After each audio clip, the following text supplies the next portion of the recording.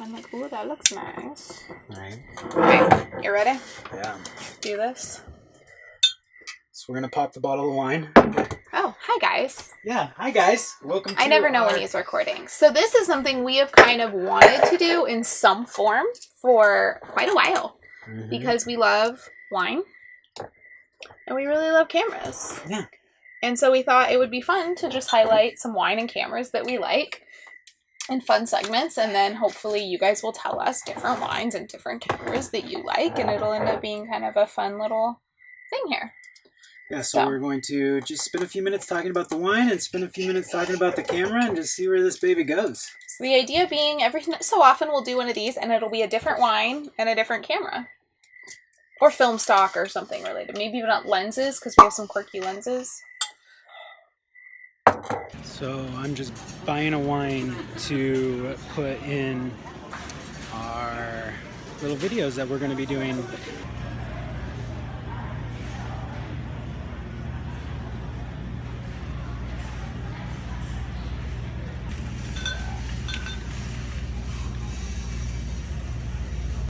And I haven't talked to Joella about it yet, but we're going to try that for our little wine and camera video.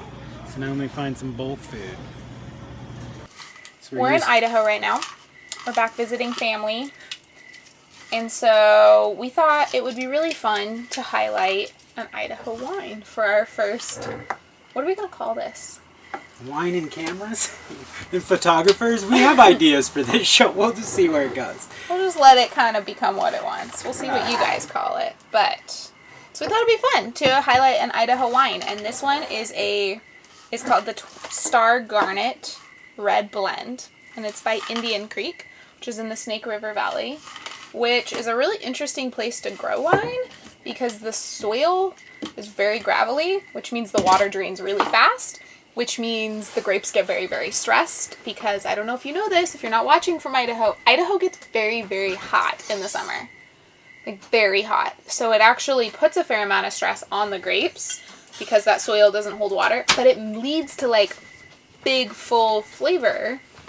And it also is a good area for like Rieslings because it gets cold and you really get those nice sugars in a grape. So why is this wine bottle specifically fun? And you'll see in the video. I should have told you that. Yeah. So for all the like chat of the wine, Ben likes this one because Dahlia is the winery dog, and the designer hides a little outline of Dahlia on the label somewhere.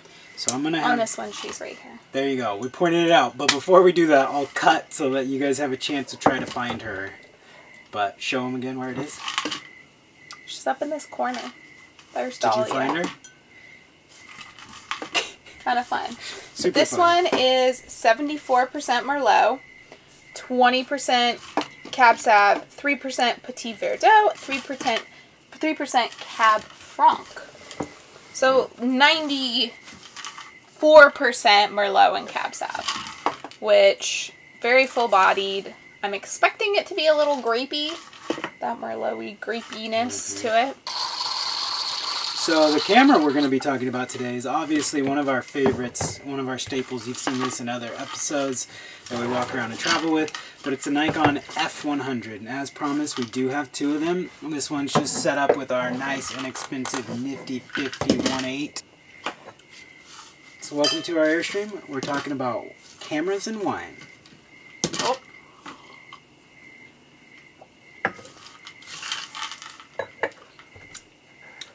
It's a little sharp still. Even with the aerator, it's a little sharp.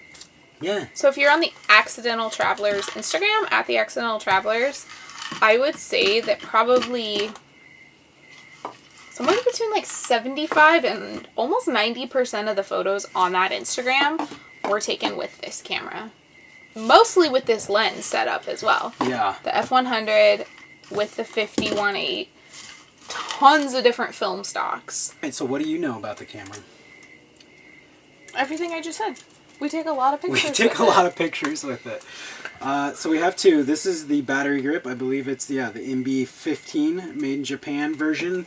And that's the one without the battery grip. So you can kind of see how big these guys are. This one has a roll in it.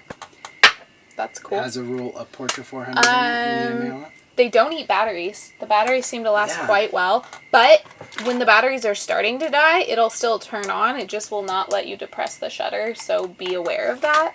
For us, we tend to shoot it on single, and there's only 5 focus points. That's the beauty of this camera. There's 5 focus points, and you can actually do the rear autofocus button setting. So this was like... Nikon released the F4 in 86 and then the F5 in like 97 or 6 or something. I'll look all this up and just put the text above us. And I believe they released this one like the same year in that like 98, 99. Later, yeah, we do like that we can focus from the back. 90s.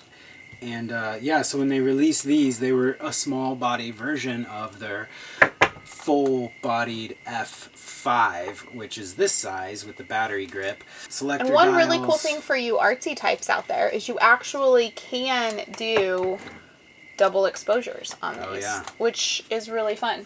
So I feel like you can do a lot with this. You can do classic portraiture, you can do travel, you can do journalistic, or you can get really artsy and do double exposures. So one reason I really love this camera, because we shot 35 before. It's kind of heavy. Maybe I'm just tired. But why we came back, that is kind of heavy. Why we came back, and that's not even a heavy lens. Why we came back to 35 was legit like this camera. We bought this camera for Joella. We had other 35mm autofocus cameras we were playing around with. We had like the N80. Yeah, I tried a couple other Nikon 35s. Hated them. She hated them. Would not. Almost like, in not tears when I got my like film scans back on those. I was just like, they're so ugly. But yeah, the shooting experience with this guy, and it shoots 8,000th of a second. The focus is really fast. It takes almost every single Nikkor lens ever made. It can meter the AIS lenses. Yeah. Does these gelded lenses as well. Beautiful camera systems. Really, like I said, for us, and you'll find out with all these cameras, we'll tell you the honest truth if we like them or not. But for us, these F100s are just fun to shoot, and that matters. Like it's a good shooting experience. The shooting experience has enough features that you can really customize what you're doing, but it doesn't have so many that you are lost in the experience. Like it's a really enjoyable camera to use because it's just enough features, but also maintaining simplicity that you don't get lost in the camera. You get lost in what you're taking pictures of. We've had like extraordinary results from these guys. Again, just our at the Accidental Travelers. Yeah. Go check it out. All F100 shots. It has awesome metering, matrix metering, and I'm sure people know way more about all these metering setups. But for us, like what we do, we spot meter. I'm like, I don't know how technical we want to be either with these. Like, is it just what we like about it, or do you want to know like our settings and we'll just show you. It has a dedicated dial for the metering. It has a dedicated switch for the autofocus from manual, single to continuous. It has a function button right here. It has a mode button that cycles between manual, P, S, and A. On the back of the camera, it has auto exposure lock, auto focus lock button, as well as the AF on button, front command dial, rear command dial. It even has a light, exposure compensation button on top. On the back, a few things including lock with the command dial. Yeah. It's a pro level. It has, here's as we keep going with photography, here's what we find out. And in a lot of things we're finding this out, even in like Airstream life, that you don't need all that you think you need. Just start really basic and build from there. If you have all of that, it might just end up getting in your way more than it actually ends up aiding you. Yes. But let's transition back to the wine. What do you think of the wine? Little sound for you. I like the noise. It's got a good noise. It's got a good shutter. So not transitioning back to the wine. Okay, transition. So back to the wine. What do you think of it? I love full-bodied reds.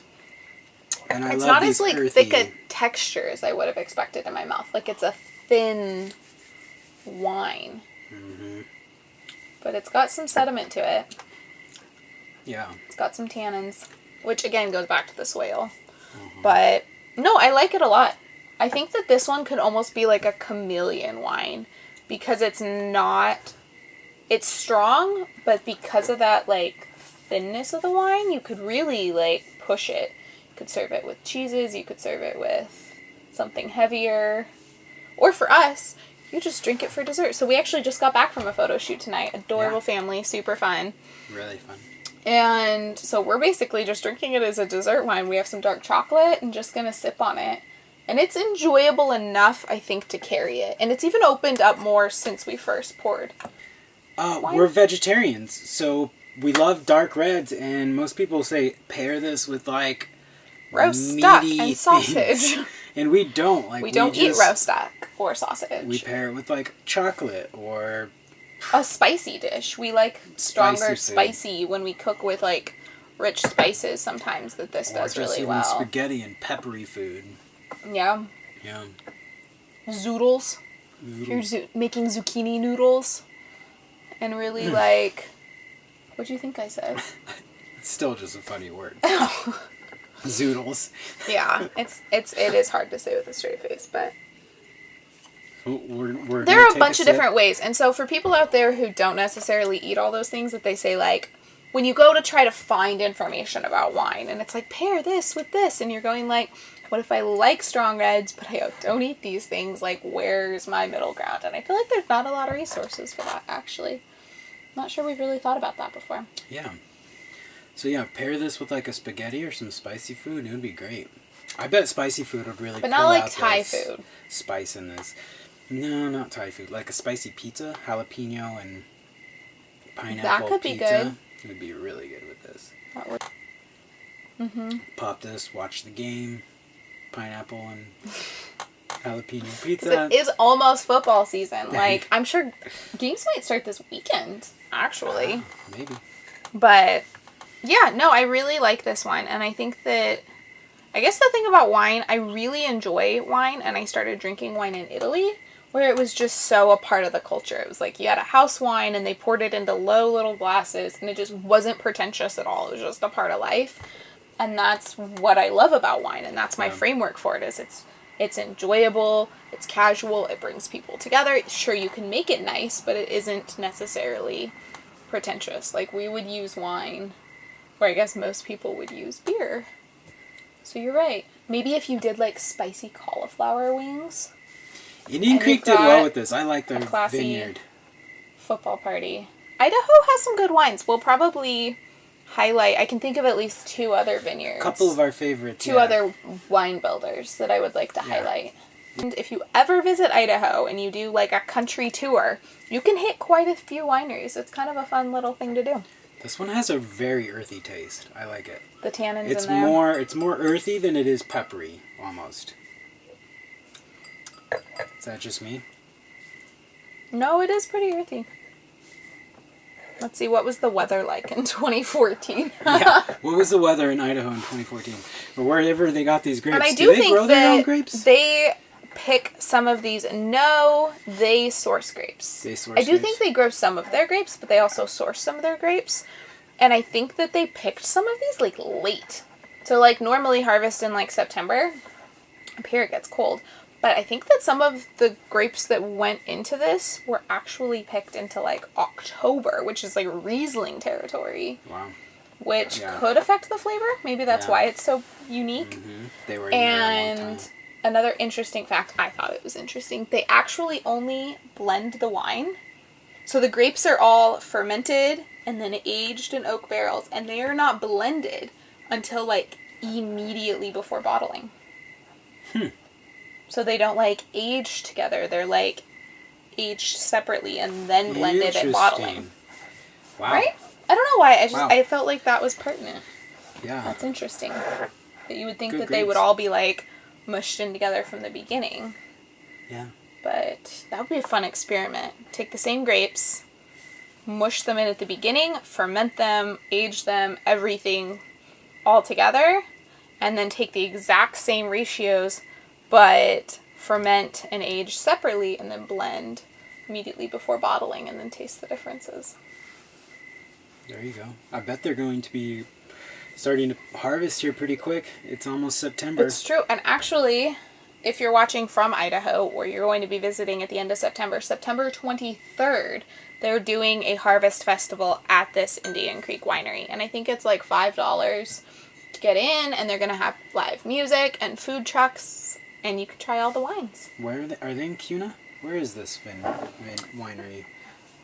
Yep, they are in Kuna. Indian Creek. Go float Indian Creek in September. It might be a little cold and a little dry. And then go to this harvest festival. William Neville Stowe Winery. Very Kuna, fun. Idaho. Contains sulfites. Shocker. But, no, I really like it. I like it. I feel like you really like this. This is like a... I'm almost like wishing it was a little syrupier. I want like a little more sweeter. heft to the texture. Maybe... Not sweeter, but literally like, I want it to have like a weight. Like a thicker wine. Anyway, I like it though. I would recommend it. We like it. We'll recommend it, and we'll tell you the honest truth about cameras we show you and wines we try. So, there you go. You saw it here. I'm Ben, Joella, Accidental Travelers, Roxy's somewhere. This is our Airstream. And thanks for watching this first ever episode of Camera and Wines, Wine and Cameras. Or whatever we end up calling it. I'm not this. sure. Things we like. All right. Thanks, guys.